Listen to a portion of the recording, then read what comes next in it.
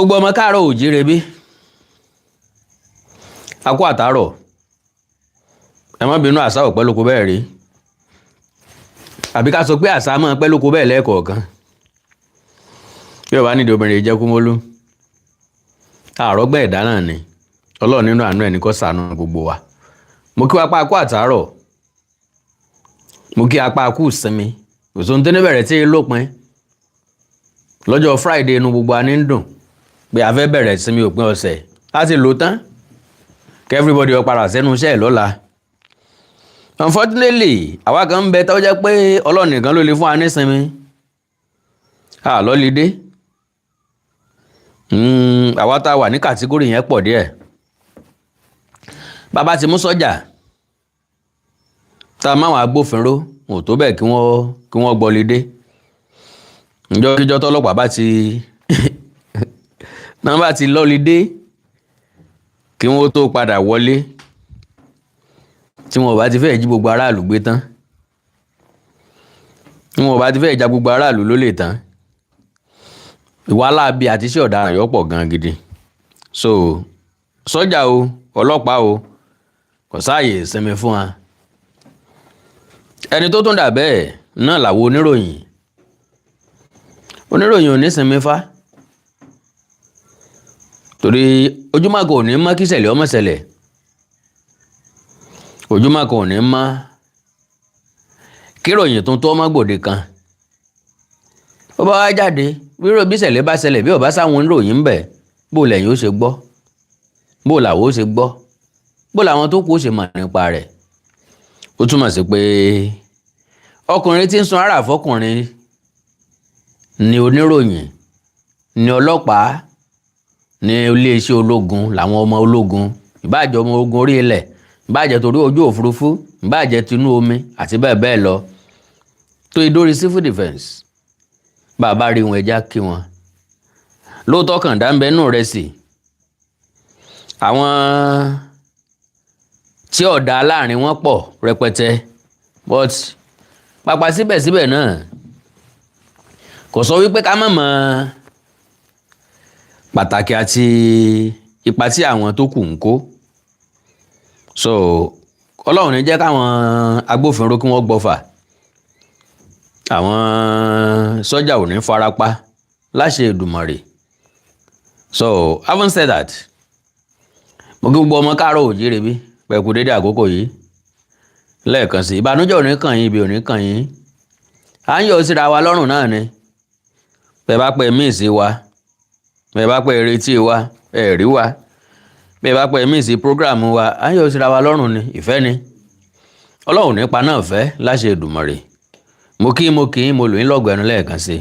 ròyìn tí mo mú wá bóyá yìí náà ti ṣalábàápàdé ẹ̀ bẹ́ẹ̀ bá wá ṣalábàápàdé ẹ̀ ìròyìn ńlá ni ká kí gómìnà Ṣèyí Mákindé bí wọ́n kú iṣẹ́ takuntakun ká sì fi àwọn òbí ọmọ tí wọ́n kó pẹ̀lú àwọn olùkọ́ wọn ká fi wọ́n lọ́kàn balẹ̀ pé ìjọba sọ pé àwọn wà on top of the game on top of the issue and to God be the glory and by God's grace ọlọ́run ó fún wọn ṣe ẹ má jẹ́ ká dáyà já àwọn òbí àti ẹbí àwọn ọmọ yìí lóòótọ́ tá a bá wò ó dáadáa a lè pé bóyá torí pé ọmọ wa ò sí ń bẹ̀ no kò rí bẹ́ẹ̀ o tọmọ wa bá ń bẹ ń bẹ̀ ọgbọ́n òdigi àfokùn àwa gangan ò lè dá nǹkan kan ṣe lẹ́yìn ìjọba là ń pè lójoojúmọ́ ìjọba là ń bẹ̀ lójoojúmọ́ ìjọba là ń pàkíyèsí wọn sí so lélẹ̀ tó túmọ̀ sí pé oníkìlà ké bá ń gbọ́rọ̀ là á fọ̀rọ̀ lọ bó ògùn bá jí ti wọn wá fọ̀rọ̀ ẹnu wọn làdó gbogbo ọ̀rọ̀ tí bá ń du akèrèǹgbè odò ni ó tu fún so ẹni tó bá lè gbani náà lásàtọ̀ kó gbani ìjọba náà ló lè gbà wá kalẹ̀ ìjọba ló ní resources láti gbà wá ìjọba ló ní machinery láti gbà wá gbogbo ohun tá a nílò pátápátá ìjọba nìkan ló lè fún wa. So ìjọba dẹ̀ ń fi wá lọ́kàn balẹ̀, àtijọba àpapọ̀ àtijọba ìpínlẹ̀ ni wọ́n jọ ń ṣiṣẹ́ papọ̀. Bí ó bá jẹ́ bẹ́ẹ̀ àní ráwọn agbófinró, bí ó bá já bẹ́ẹ̀ àní ráwọn ológun, torí pé ọ̀tọ̀ọ̀tọ̀ lú ọ̀tọ̀ọ̀tọ̀ ìwò ọ̀tọ̀ sí ní tọ́ ọ̀tọ̀ lu, kò papọ̀ òkú ò papọ̀ mọ́yàwó, òkú ò rí tẹ́ ìyàwó gbà ṣọ́ọ̀ṣì lọ ni. Ìyẹn túmọ̀ sí wípé agbára ìjọba ìpínlẹ̀ ó lòdìwọ̀n, agbára ìjọba àpapọ̀ ó lòdìwọ̀n, ṣùgbọ́n ìjọba àpapọ̀ ló lágbára ju ìjọba ìpínlẹ̀ lọ. Mr. Túndé Òkólì, ẹ mọ̀ ṣe tẹ́ kí mi káàbọ̀ pẹ̀lú stíkà, mi ò ní wáyé tìgbà kọ̀ọ̀kan, mo mọ rírì yín gidi ni o, because àwọn bàbá wa ní irun mú lówó ó ṣòro fàtu. So àwọn nǹkan kéékèèké tẹ̀ ń ṣe yẹn, bóyá lójú tí ẹ mọ̀ wó pé bóyá Awíkonko kò mọ válù ẹ o, ẹ má dá àwọn èèyàn kan lóhùn o tí wọ́n máa ń fojú bu àwa kan pa lówó lọ́wọ́, wọ́n mọ̀ pé kò sí ṣíṣì lápò, wọ́n mọ̀ pé ṣe la manage ilé ayé ara wa, wọ́n mọ̀ pé nǹkan ò rọrùn, nǹkan ò rọgbọ kò rọrùn, wọ́n mọ̀ pé gbogbo ẹ̀ náà every one of us à ń gbìyànjú ẹ̀ náà ni, kọ́lọ́hún dé ṣe gbogbo aládé. Ìbànújẹ́ ò ní kàn yín, Mr. Túndé Òkólì àtẹ̀yìn bẹ́ẹ̀ bẹ́ẹ̀ tẹ́ ẹ máa ń ra stíkà fún mi, ìbànújẹ́ ò ní kàn yín. Gbogbo ẹ̀yin tó jẹ́ pé mi bá ti gàtẹ́ ètò ẹ ti dé, lágbára Ọlọ́run mi ò ní wáyé tì nígbà kọ̀ọ̀kan. Mr. Ọláyínká Crown, bẹ́ẹ̀ ni mi ò ní wáyé tì lágbára Ọlọ́run. Ẹ̀yin wọ̀nyí ńlá pè ní ẹkẹ́ tí mú lérò, èjìká tí gbẹ́wò níyì, kàtàǹpàkò tí ọ̀jẹ́ kọ́wó dì làgbà, etí tí ọ̀jẹ́ kórí ọ̀dà bí àpò làgè, torí pé à ń gbádùn yín nìkan ò tó, à ń gbádùn yín ọ̀rá petrol láyé tá a wáyé, à ń gbádùn yín ọ̀rá dátà. Wọ́n ti ẹ̀ ń ta dátà, wọ́n ti ẹ̀ ń ta nẹ́tíwọ̀kì kan ní ìsìn 600,000 àbí 650,000 ni wọ́n ń ta, ó wà wá náà kára. Bùkátà ò tí ì jẹ́ kí ọ̀nà wọ́ gbabẹ̀ lọ, nẹ́tíwọ̀kì tí ò lè fèèlì wa nu, tí ó jẹ́ aláǹfààní síra wa dáadáa. Well, mo kí n káàbọ̀ lẹ́ẹ̀kan sí,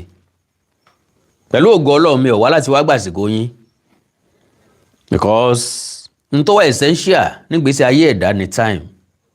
n tí máa ń díje mi èèyàn láyé time ni, because mo máa ń sọ fáwọn èèyàn kan, ọ̀pọ̀ àwọn èèyàn máa ń ka odidi ìwé,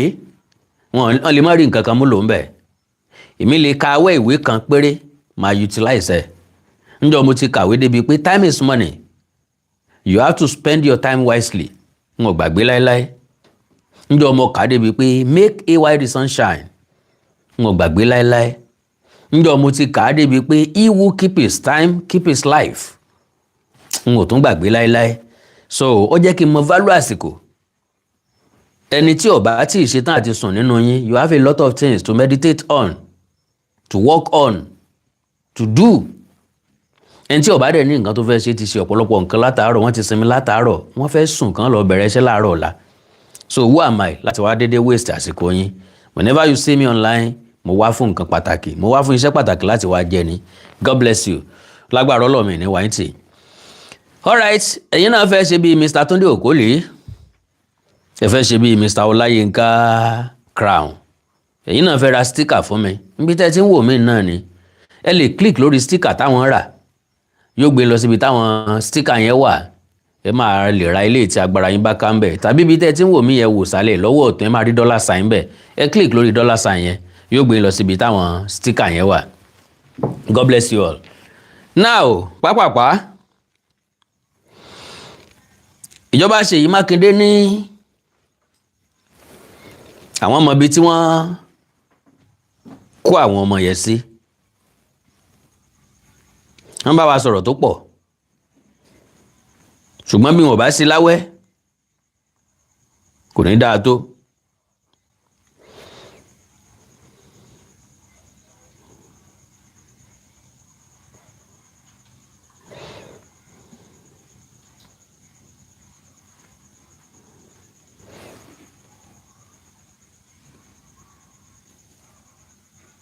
ẹ má bínú o mo fẹ́ káwọn èèyàn díẹ̀ ọjọ́ ìwá sí lórí Facebook yẹn ni o ẹ má bínú o ẹ dákun torí Ọlọ́run.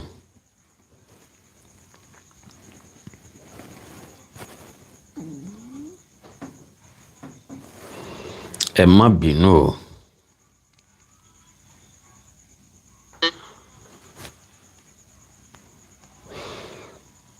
So now ọ̀pọ̀lọpọ̀ ìṣẹ̀lẹ̀ ló ń ṣẹlẹ̀ ìròyìn tí mo kọ́kọ́ rí láàárọ̀ yìí ní ti ìṣẹ̀lẹ̀ tó ṣẹlẹ̀ nílùú Abia níbi táwọn ikọ̀ afẹ̀míṣòfò tí wọ́n wọ ọbẹ̀ àwọn èèyàn tí wọ́n pa láàárọ̀ kùtùkùtù ló máa jẹ́ o because àwọn èèyàn kan ti débẹ̀ wọ́n ẹ̀sẹ̀ ń ṣílẹ̀kùn ṣọ́ọ̀bù wọn ò tí ì ṣílẹ̀kùn ṣọ́ọ̀bù rárá wọ́n pa ìyá wọ́n pa àwọn ọmọ nínú ilé wọ́n pa gbogbo fámìlì tí ń bẹ ńbẹ̀ wọ́n kàn ń wọlé wọ́n dẹ̀ ń dáná ìbọn ya wọn ni ẹ̀rù ayé bà mí o so ilẹ̀ Yíbò tá à ń sọ wípé àwọn yèbọ́ wọn ò ní dọ́dọ̀ wọn oníṣàngómògì tó lè wà dànù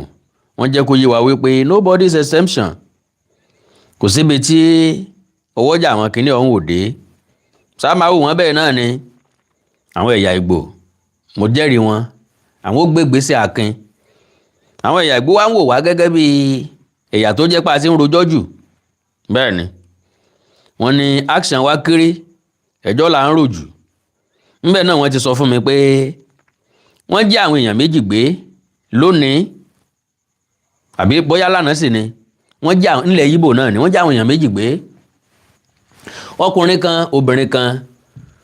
ọmọkùnrin bẹ̀ ló ẹ̀sẹ̀ lélógún ọdún obìnrin yẹn ti máa lé ní 50 years wọ́n wá mú fóònù obìnrin yẹn wọ́n fi pe àwọn fámìlì wọn pé àwọn gba ransom 10 million naira àwọn ọ̀dọ́ wá ní ransom bó lílé táwọn jọ tẹsẹ̀ bọ́ yìí o àwọn ò ní san ransom kankan kí wá wọ́n ṣe wọ́n kájá wọ́n kádà wọ́n káàké wọ́n bọ́ ọ̀nà gbó so now ńgbà wọ́n bọ́ ọ̀nà gbó bí wọ́n ṣe ń wọnú gbó bẹ́ẹ̀ ni wọ́n ń pariwo orúkọ àwọn méjèèjì tí wọ́n jí gbé yẹn so ariwo yẹn ló wá sùdùdù nínú gbó ìbẹ̀rù ariwo tó pọ̀ yẹn làwọn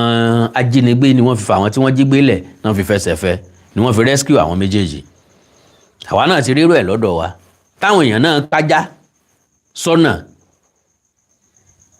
tí wọ́n kájá tí wọ́n láwọn ń tọpa àwọn ọmọ tí wọ́n kó e lọ inú fídíò lásán la ti rí wọn a padà reaction wọn àmọ́ ìjọ tán fi jáde ọjọ́ kan tán ti rìkọ́ọ̀dù fídíò náà ti jáde wọ́n dẹ̀ kájá rẹpẹtẹ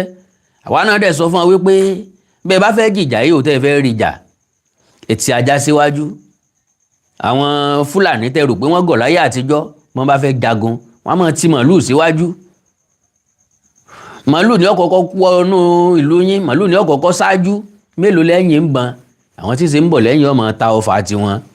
so a ti sọ ọ̀pọ̀lọpọ̀ ọgbọ́n táwọn bàbá wa fi jagun asọ́dẹ̀bí ọ̀rọ̀ ǹpọ̀tọ̀ níyùn obìnrin tó jọba lọ́yọ̀ọ́ bó ṣe jóbìnrin tó bó ṣe gbọ́n tó bá fẹ́ jagun pẹ̀lẹ́sìn pẹ̀lú àmọ̀ yóò ti já ewé ní ṣìkìtìṣìkìtì ní dìídì yóò dì mọ́ ìrù ẹṣin ẹ̀ gbogbo ibi tó bá ti kọjá àwọn ewé yẹn máa pa ojú ẹsẹ̀ ẹṣin rẹ̀ débi pé àwọn ọ̀tá ò ní lè mọ ibi tó gbà lọ oríṣiríṣi ọgbọ́n la sọ pé ó wà but ọmọ káàárọ̀ òjíire kàrámọ̀ wa ti pọ̀ jù ẹ̀yin èèyàn mi pápápá ni mo fẹ́ ṣe kí n deliver message mi kí n sì kúrò lórí àtẹ́gùn abducted children and their teachers and in Oyo National Park Ṣèyí Mákindé ló sọ bẹ́ẹ̀ ok ẹ jẹ́ n ti ẹ̀rìn jìnnà kí n tó wá sọ̀rọ̀ nípa ẹ̀ Mákindé explained that the sheer size and difficult terrain of the national park have posed significant operational challenges for security personnel requiring patience, coordination, strategic planning, and persistence to ensure a successful rescue operation. àwọn ti discover bí táwọn ọmọ yìí wà o ṣùgbọ́n torí gbígbó yẹn ṣe tóbi tó ni kò fáwọn security agent láǹfààní láti lè rá gírígí sí àbí nǹkan. Mo ti béèrè question kan sẹ́yìn tí mi rẹni dá mi lóhùn sáwọn security tí ń wọbẹ̀ ṣé wọ́n wọbẹ̀ láti ìgbà tán ti wọbẹ̀ wọn tí ìjáde dì sìn sáà ń lọ gbóúnjẹ ń bá wọn bẹ̀rin àbí wọ́n rìn díẹ̀ wọ́n ń padà lójúmọ́ tán bá ti ṣiṣẹ́ lójúmọ́ ibi tán bá rìn dé wọ́n padà wọ́n tún ẹ̀ṣẹ̀ bẹ̀rẹ̀ lọ́jọ́ míì ṣé wọ́n gbé mọ́tò lọ ni ṣé wọ́n lo amọ̀ tàǹkì nínú igbó ni báwo ni iṣẹ́ yẹn ṣe ràn wọ́n lọ́wọ́ sí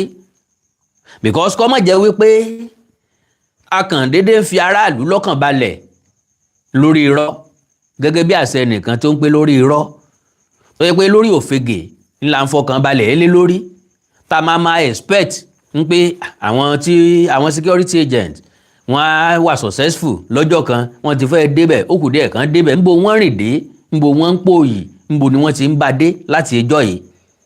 so mi ti rẹ̀ ní dáhùn o. Governor of Oyo State Seyi Makinde has disclosed that pupils and teachers abducted by suspected bandits from schools in the Orire local government area of the state are currently being held within the vast Old Oyo National Park axis nearly 4 weeks after they were kidnapped. Ìyẹn túmọ̀ sí pé àwọn tó jí wọn gbé wọn ò kó wọn rìn jìnnà síbi tí wọ́n gbé wọn sí síbi tí wọ́n ti gbé wọn so around ibẹ̀ náà ni wọ́n ṣì wà. All right. Makinde made the revelation on Friday while providing an update on ongoing rescue efforts, assuring families and residents that security agencies have intensified operations to secure the safe release of the victims. Now our question ó ní wípé láti ìjọ́ tán ti jí àwọn ọmọ yìí gbé ìjọ́ kejì ẹ̀ ńlá àwọn security náà ti sọ pé àwọn ti bẹ̀rẹ̀ action náà ti bọ́ sínú igbó. Lo and behold ó ti fẹ́ pé oṣù kan gẹ́rẹ́gẹ́ tí wọ́n ti káwọn ọmọ yìí lọ. Ìrètí náà la ṣe ń faraàlú ìfọkànbalẹ̀ náà la ṣe ń sọ ẹbí ará ọ̀rẹ́ a sì ń fún wọn nírètí náà ni pé ó ti fẹ́ débẹ̀ o a fẹ́ kàn wọ́n o a mú wọn wá o láyọ̀ àtàláfíà. Ọ̀pọ̀lọpọ̀ nǹkan tọrọ mọ́ a rí dáhùn sí ṣèjọba ń gbóúnjẹ ránṣẹ́ sí wọn ni àwọn ọmọ yìí wà nínú igbó nínú igbó national park ni ta ló ń lọ ń gbóúnjẹ fún wọn ńbẹ̀ sáwọn tó kó wọn sọ wípé oúnjẹ tó ó ń bẹ fún wọn ó ti fẹ́ pòṣù kan lóòótọ́ ìjọba kọ́ ló kó wọn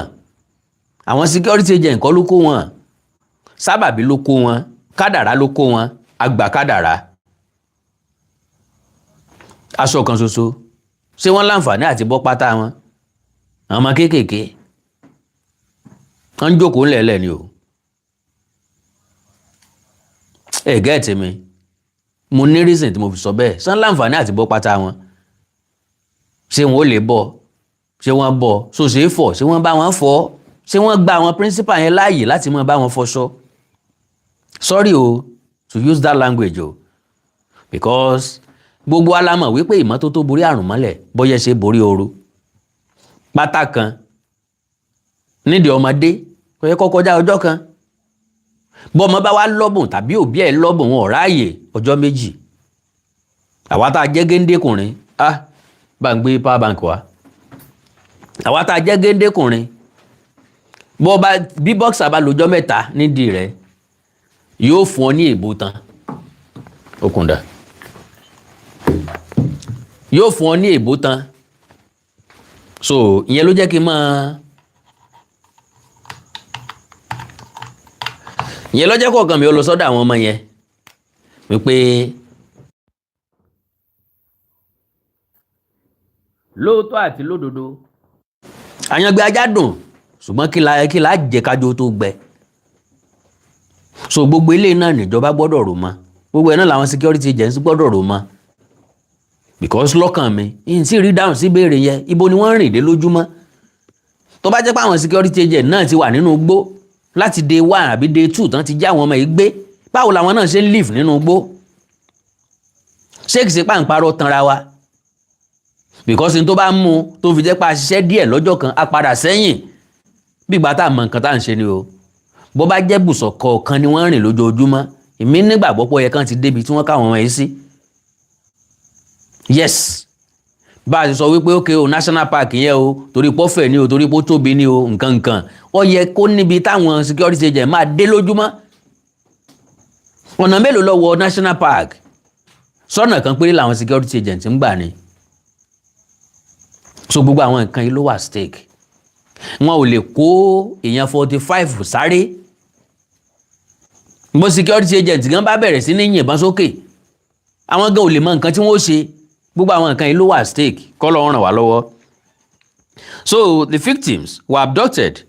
during coordinated attacks on schools in the Yawota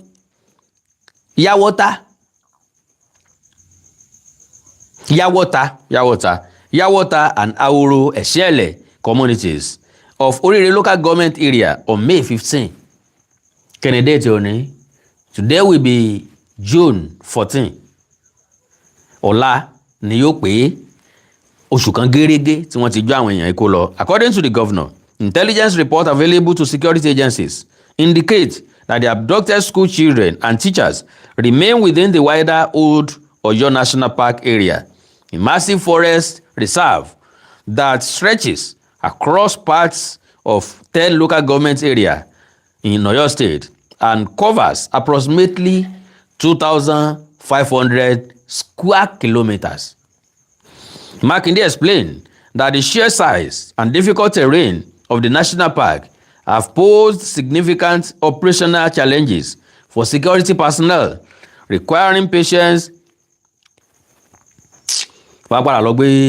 kíní yẹn náà wá.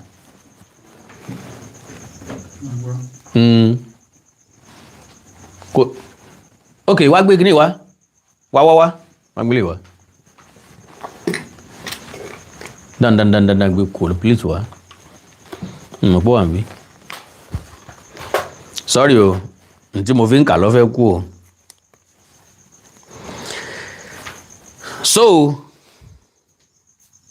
now cover approximately 2,500 square kilometers. Makinde explains that the sheer size and difficult terrain of the national park have posed significant operational challenges for security personnel, requiring patience, coordination, strategic planning, and persistence to ensure a successful rescue operation. Ọlọ́run fún iṣẹ́ o, Ọlọ́run ràn yín lọ́wọ́ o. The governor stated that despite the difficulties involved, authorities were pursuing every credible lead and deploying all lawful measures available to ensure that the victims are rescued unharmed. Amen. Speaking on the anguish being experienced by families of the abductees, Makinde acknowledged the pain and frustration caused by the prolonged captivity of the victims. Kò sẹ́ni tí ó ṣe tí ò ní gbárata, kò sẹ́ni tí ó ṣe tí ò ní ronú o. He said, and I quote, "It is extremely difficult for me to even ask how you are doing. It has been 27 days since our children and teachers were forcefully taken from their schools in the Yawota and Ahoro Eshele communities of Orire local government area. For 27 days, families have gone to bed without their loved ones. For 27 days, communities have lived within uncertainty. For 27 days, our children and teachers have remained in captivity. I know that many times I have said we will get them home safely. But I also know that having heard this word so often, òótọ́ ọ̀rọ̀ ni nà ó, n tá a ti ń gbọ́ láìmọye ọjọ́, a rescue wọn láti day 1, day 2, day 3, òní ni ó ti pọ́jọ́ 29 báyìí nìsín, a rescue wọn náà láti ń gbọ́. Ǹjọ́ wò la wá fẹ́ rescue wọn gangan? Ìgbòjò ń lọ, ìgbẹ̀rún ń lọ, ẹni àdìsẹ́ ìjòkó le, ǹjọ́ lápá ti ń bẹnu ẹ̀. Ọjọ́ mélòó la fẹ́ fi pilẹ̀ wèrè, ǹjọ́ látò sangi lẹ́yìn, ọdún mélòó la pilẹ̀ wèrè, kí làgbẹ̀ ń ṣe lóko tí ń dòru gànjọ́? Àfẹ́yí tí ó wá aṣọ ẹgbẹ́.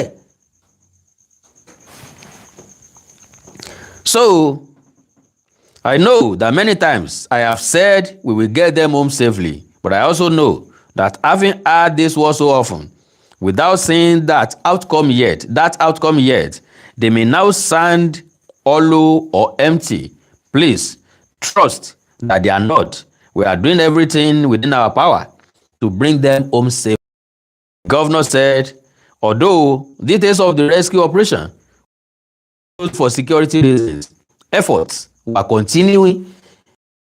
daily to secure the victims' freedom. He said, and I quote, "We cannot share the details of what we are doing, but you can rest assured that every single day we continue to pursue every credible lead and take every lawful action available to us to secure their release." Addressing parents, relatives, friends, and colleagues of those still being held captive, Makinde said the victims had not been forgotten and remain the top priority of the state government and security agencies. He said, and I quote,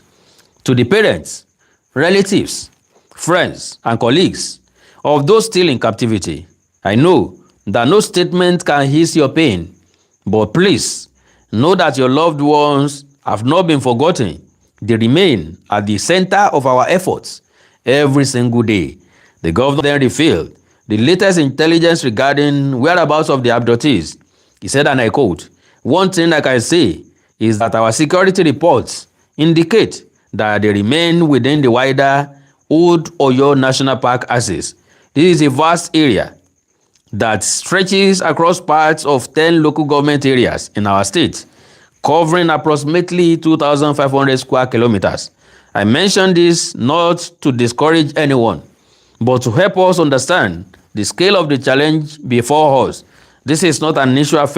affecting only Orire local government area. It is an issue that concerns all of us. The size and terrain of the area require patience, coordination, and persistence. It also means that vigilance from members of the public remains extremely important." Makinde urged residents across the state to remain alert and cooperate with security agencies by reporting suspicious activities through the Oyo State Emergency Reporting System. He said, and I quote, "If you see anything suspicious, please call 615. The Oyo State Citizens Inquiry number.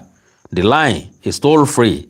and staffed 24 hours a day, 7 days a week. Your report will be received and acted upon."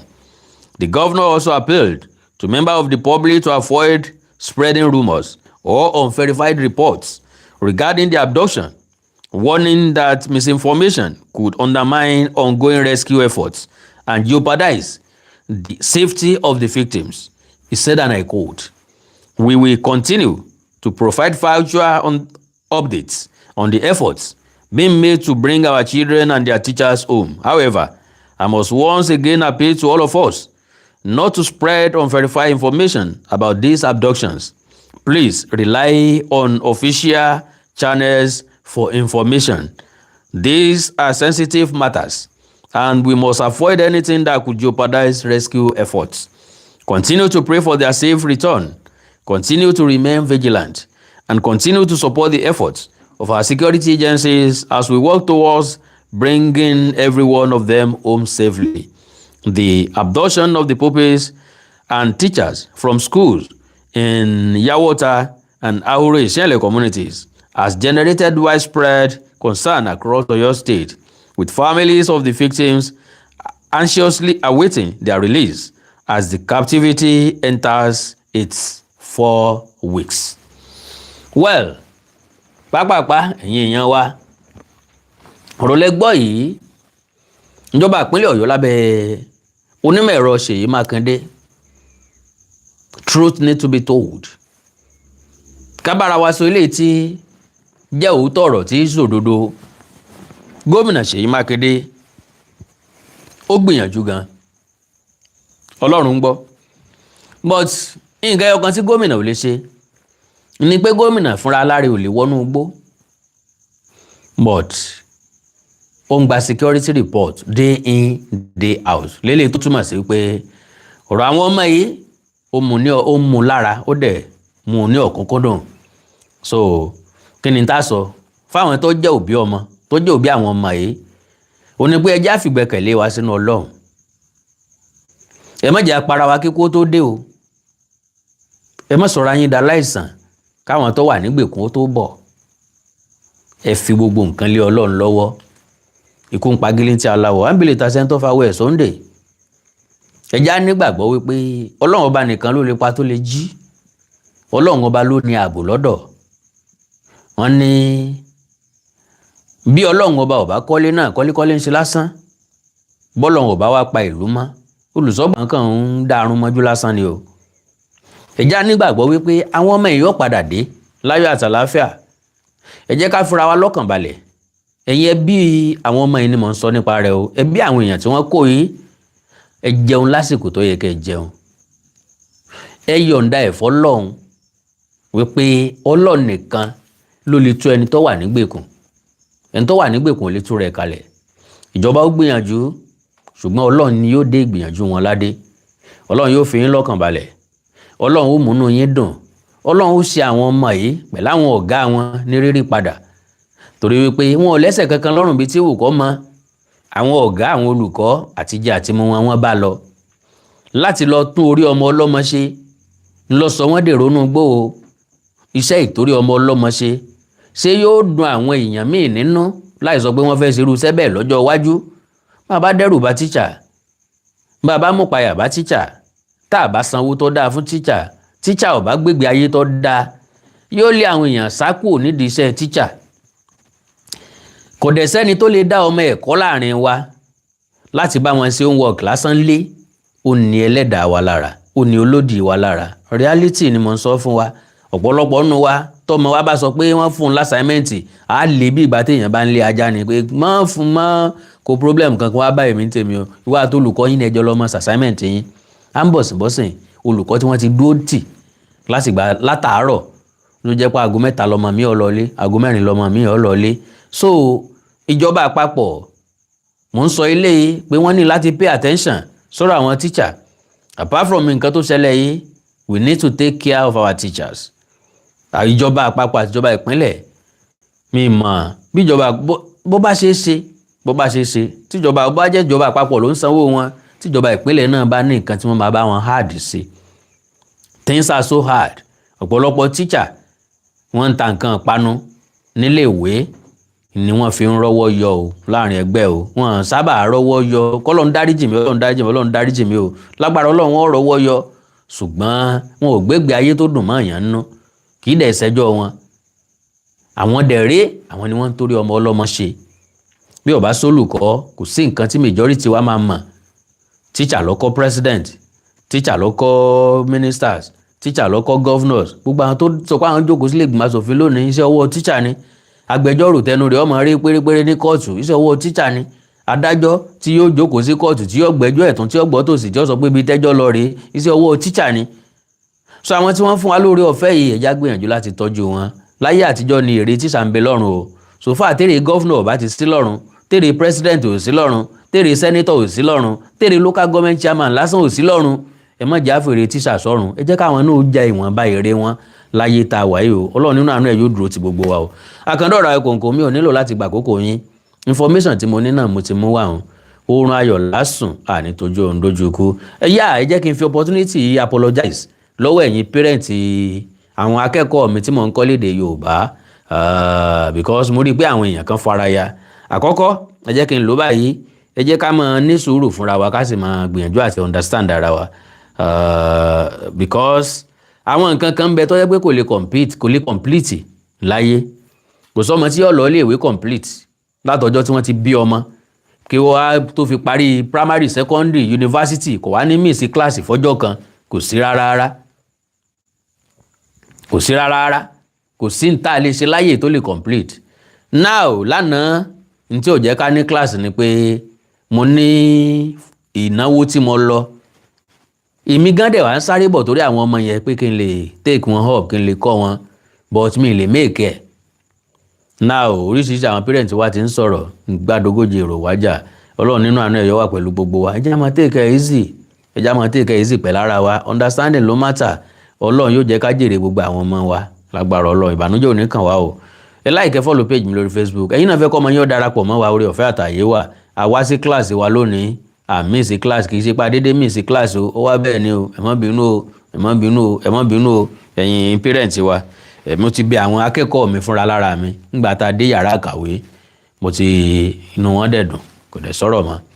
kò jù bá náà lọ. ẹ like follow page mi lórí Facebook Awikonko television àti Awikonko TV. ẹ subscribe sí YouTube channel mi Awikonko TV àti Onídèmọdé TV fún Onídèmọdé game show. ẹ wá ní nǹkan pàtàkì tẹ́ fẹ́ kájọ sọ ẹ já sọ lẹ́yìn lórí WhatsApp +234 904 851 9362 +234 904 851 9362. èdè àti àṣàlẹ̀ káàrọ̀ òjìrè bí òní wọmi o orílẹ̀-èdè lẹ káàrọ̀ òjìrè òní dàrú ìlú ẹnì kọ̀ọ̀kan wa yóò tòrò mìnìmìnì àjùwàṣe ó dàárọ̀ o òrùn ayọ̀ lásùn. Mr. Túndé Okole mi ní wáyé God bless you sir. Mr. Ọláyínká Crown I love you so much I appreciate you. gbogbo ẹ̀yin tẹ̀ náwó sí mi àánú Olódùmarè ní fi ń sílẹ̀ o. ẹ̀wọ́ ẹ̀yin náà ẹ fẹ́ ṣe ìbùkún Ọlọ́run lọ́pọ̀ yanturu Ọlọ́run ó jogún ẹ̀ fún yín. a nífẹ̀ẹ́ nìkankan dárò ẹnìkọ̀ọ̀kan gbogbo yín pátápátá lè jèrè gbogbo èso tó tara yín jáde lágbára Ọlọ́run bó ti wá wù kọ́ la yín ọ̀pọ̀ tó láyé ọlá àwọn ọmọ tí ẹ bí yóò jù tí ń lọ láṣẹ Èdùmàrè ó dàárọ̀ òrùn ayọ̀ lásùn I love you all bye gàrí o.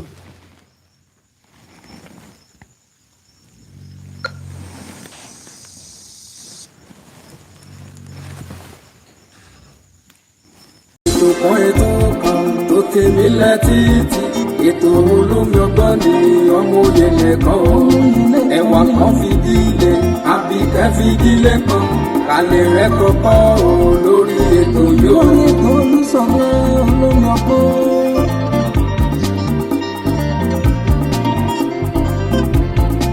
ọmọlé ìwé o ẹ fara yín balẹ̀ kẹlẹ̀ rẹ̀ kọ́kọ́ lórí ètò yóò. àtẹ̀yìn àgbàlagbà ẹ jẹ́ kájọ máa gbọ́ ètò Olúṣọlá ní olómi ọgbọ́n o. olómi ọgbọ́n ètò olóyè lẹ́kọ̀ọ́ mi. ètò kan tó ti mí létí ètò olómi ọgbọ́n ní ọmọ òye lẹ́kọ̀ọ́ o. ẹ̀wà kan fìdílé àbíkẹ́ fìdílé kan alẹ́ rẹ̀ kọ́kọ́ lórí ètò yóò. alẹ́ rẹ̀ kọ́kọ́ rẹpẹtẹ o lómi jàmbó rẹpẹ.